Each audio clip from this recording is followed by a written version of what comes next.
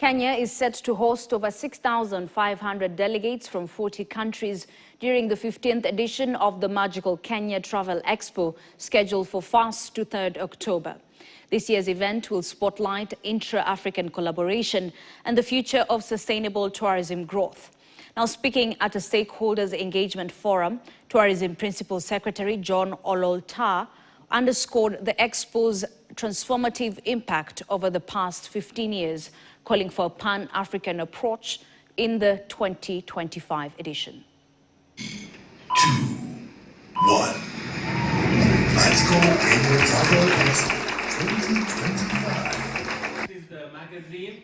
Let's give a round of applause, please. As a representative of the private sector, Nick, please.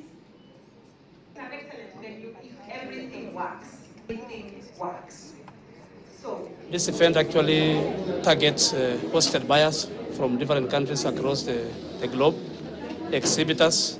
It also targets professionals and critical players in the tourism industry, and also a number of delegates across government who come to be able to see what we showcase as Kenya.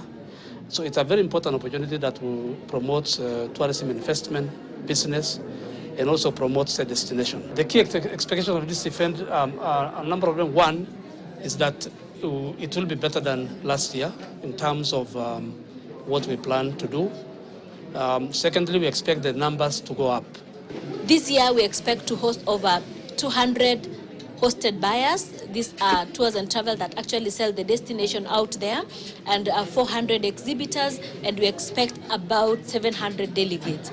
The show has proven to be a great platform, not just for Kenya, but the African continent. For us, really is to emphasize the importance of MKTE to the destination. I think it really goes a long way in marketing our destination, but also giving an opportunity to new buyers. The Ministry of Information, Communications and the Digital Economy and